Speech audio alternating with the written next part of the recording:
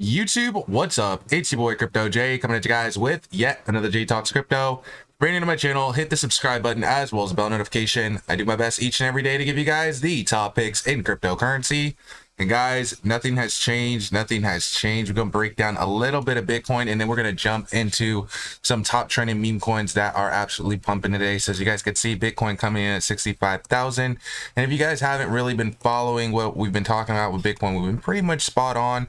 Talked about the facts that I was probably going to be stable coining up at around 71. I did think that we were overbought. We had a big sell-off. We created this descending wedge. We thought we were going to have a breakout. Well, some people thought we were going to have a breakout.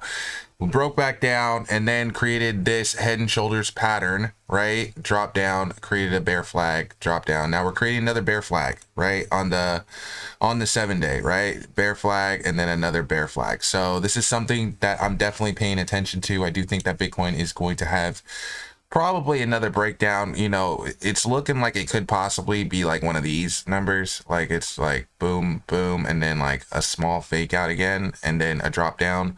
But it could easily also, again, shoulder, head, shoulder, this already broke down, so this could already be a sign that the trend is already broken. And in my opinion, it was a sign that the trend was already broken. That's why I was saying that. And look what we're forming here. Look, shoulder, head, shoulder. Look, oh, just broke down. Shoulder, head, shoulder. Bruh.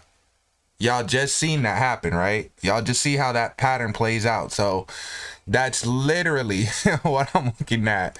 That's crazy that we just saw that happen though. But yeah, again, that's what this pattern means. This shoulder, head, shoulder dump like that. That this is a bearish trend. So whenever you see this little shoulder, head, shoulder starting to form, you will just know that like, hey, might be my cue to take some profit here because, you know, like even in a situation like this, right, where things get choppy and then we drop down and then we go back up like it's going to retest. If the retest doesn't look solid, if it's not fueled by any type of news or anything, there's a good chance it's going to do this. Boom, boom, boom. Especially after we've already broken the uptrend, right? This wedge right here was already broken. And so now we're in a downtrend, right? For the past like 2 weeks, I've been saying that and people have been still talking about the fact that Bitcoin is almost at a bottom. Bitcoin's not almost at a bottom right now, guys. It's not almost at a bottom. You can see right here where we're at. So 61K is another level down. And then under that, guys, we can go drop all the way down to the fives. And honestly, I think we might do that. But again, guys, this video is not just about Bitcoin. This video is about altcoins. Some of the altcoins that we've been talking about on the channel are performing pretty well during this Bitcoin consolidation, and that's what I pay attention to when Bitcoin is consolidating, is these meme coins, is these blue chip coins that are performing very well, that are building up volume because people are paying attention, right? When Bitcoin goes down, the volume in a lot of trades goes down, yeah, but there is some volume, and that volume can be an indicator where the volume is going to go when Bitcoin does pump. So again, Brett is one of those coins, right? Brett saw a pretty decent sell-off, and then today it was up at its high like 24%. Time of this video now it's only up 14% again because Bitcoin just had this little correction here. But look at this, guys. Look, shoulder, head, shoulder on Bitcoin. Is it going to have more sell-off with the bear flag? Two indicators saying that this is going down on the 1 year. Guys, I like to trade macro because I don't want to sit on the 30-minute chart and wonder what's going to happen. I just don't. Like, the only charts that I really look at, I look at the 4-hour chart, I look at the week chart, I look at the 1 year chart, I look at the all-time logarithmic chart. Anything under that, like, unless I'm scalping or something like that, this is the only reason why I'd be on a chart like this little 30-minute chart, is if I'm in a coin that is like a super crazy small market cap that's going to be so volatile and I just have no faith in it, that I'm just going to sell it in like the next 15-30 minutes. Because again, look, if I pull up these candles, each one of these candles right now, because I'm on a 5-minute chart, represents 5-minute interval, right? So basically, if I'm looking to sell in the next 5 minutes, that's the only reason why I would be looking at a 5-minute chart or a 15-minute chart or something like that, is because I just plan on being out within the next 15 to 30 minutes. There's no other reason why I wouldn't be looking at least an hour chart. Like, if I'm going to be in this chart for at least an hour, look, and this could be, look, shoulder, head, shoulder also, but I don't know, hard to say because the 1 hour chart's not really telling us that much. If you look at the 1 hour chart, it's going to tell you something that necessarily might not be what the 4-hour chart is saying. You know, like the 4-hour chart is saying that this thing is looking like it wants to have a retest, possibly, or it could possibly be breaking down. Could possibly be breaking down, or could be making a retest. It's really in limbo right now, right? You see how it's touching this bottom Kettner channel right here? That's letting you know that it's sitting on some support right now. So it's deciding whether it wants to hold this support or whether it wants to break below this support. If it breaks below this support, then it could have some significant sell-off. Again, we have this Bollinger Band that lets us know kind of like the trend, right? If we're staying above this, if we're able to maintain a good solid trend above this, it means that we're probably going to see some good price action, right? If we're able to get in at an entry point that's maybe a little bit below this, like, look, if you were able to get in right here, right, when it just dropped down for a little bit, you were able to ride this Bollinger Band all the way up here. You were able to see some great gains. If you accumulated down below this, you were able to. If you accumulated down below this, you were able to. So when Bitcoin consolidates like this, I look for coins that are trending like this, that were like already in an uptrend, but now they're breaking below the Bollinger Band, and then they're just starting to pump back above it with Bitcoin. Once Bitcoin starts pulling up, and then these coins start pulling up above this Bollinger Band, that is an indicator that maybe, not for sure, but maybe that this coin is going to see some volume if Bitcoin decides that it wants to turn up. But again, guys, if Bitcoin just decides that it wants to keep turning down, then we might wake up to a lot of red in our portfolio. And so just understand that if you do decide to take trades today, that it's going to be very risky. You know, it's not financial advice. I never give financial advice on this channel. I'm just kind of letting you know, based off of my experience in the market, kind of what to expect. Also, you got to consider that you're trading right before the halving. So a lot of speculation going on right now, a lot of fear in the markets. The fear greed index slowly moving back to a regular number. As you guys can see, it's at 71 right now. It was at 93, guys, at the top. At the top of the fear greed index was at 93. It was the highest I've ever seen it in Bitcoin. The lowest I've ever seen it is maybe 4. So we were at 93.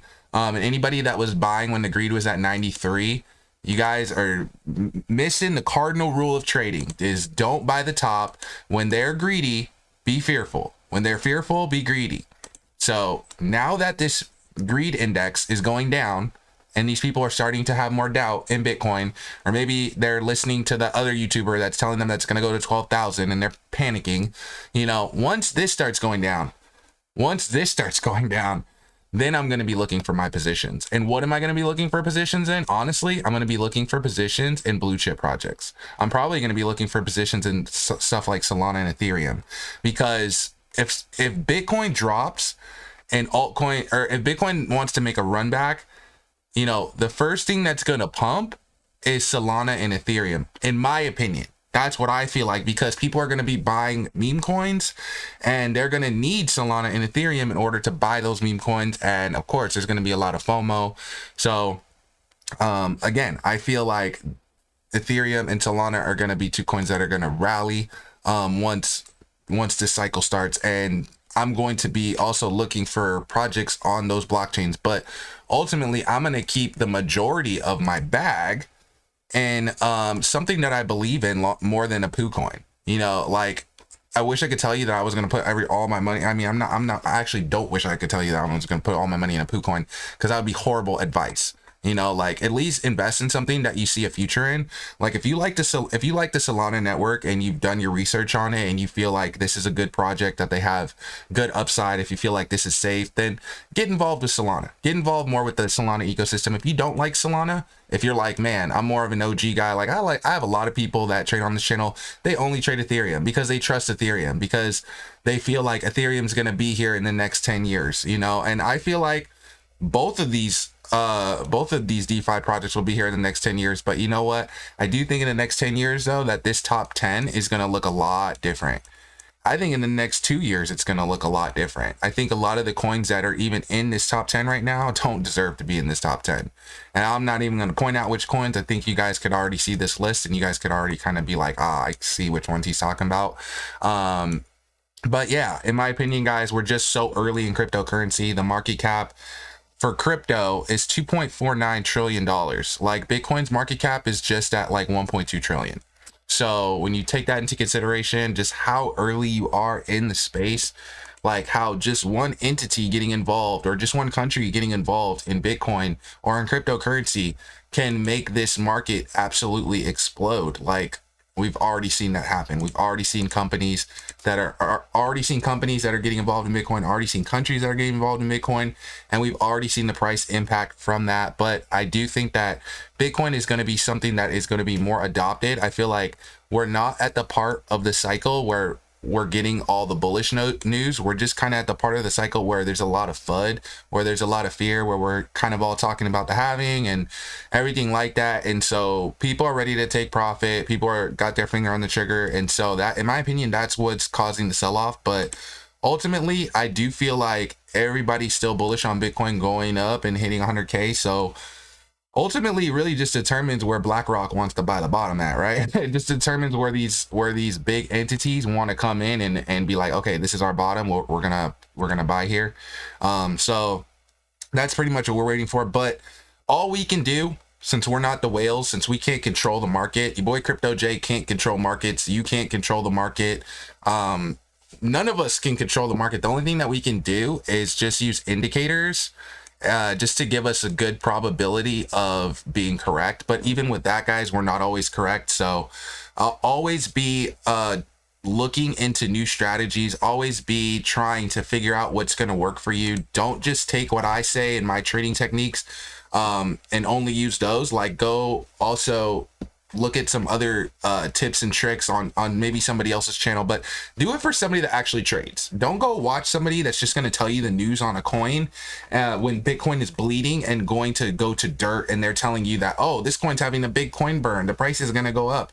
Like, that's not how it works, guys. That's not how it works. Just because they have a big coin burn when the market's a bloodbath doesn't mean that your coin is going to go surging up 70%. I'm sorry, bro. There's a lot of people that believe that, and it's a shame because they'll stay watching this person after they already lied to them about what's going to happen to the price after a coin burn.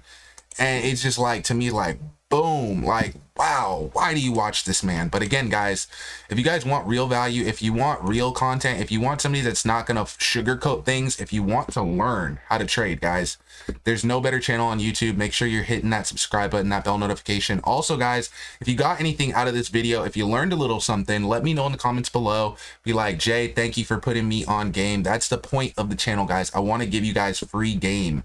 Like, when I got started in cryptocurrency, this was the only thing that I had going for me. And it was rough, man. It was rough. And I was penny pitching getting in. And so that's why I give you guys a channel where I don't want anything in return other than support. The only thing I want is for you to hit the subscribe button, is for you to hit the like thing, and is for you to comment, because it helps me in the algorithm. But ultimately, guys, I want you to take your money. I want you to go put it in the market, and don't put it in whatever I'm telling you or whatever I'm talking about for the day. Take what you learn in terms of how to read a chart. Go out and do your own research. Go out and check contracts like Crypto J talks to you about. Always checking the contract, always making sure you're not getting a rug pull.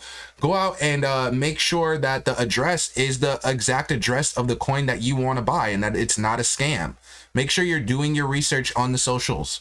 Like, go out there, guys, and do it yourself. I want you guys to do it yourself, because when you do it yourself and you win, you start feeling better and having more confidence in what you're doing. If you're just buying whatever so-and-so says to buy because so-and-so said it, and then the next day it goes up or the next day it goes down and you're feeling some kind of way, that's not the way to trade, guys. That's not the way to trade. That's not what I want you guys to do. I say in every video that, again, this is not financial advice. It's not me telling you to go out and buy a coin. It's me sitting here and breaking down patterns with you guys so that you can go out and do your research, so that you can go out and know what to do and how to get into a trade and how to not get rug pulled. How to not get rug pulled. So if you're interested in that type of content, again, guys, I do this for totally free. Hit that subscribe button, that bell notification. Catch you in the next video. Peace.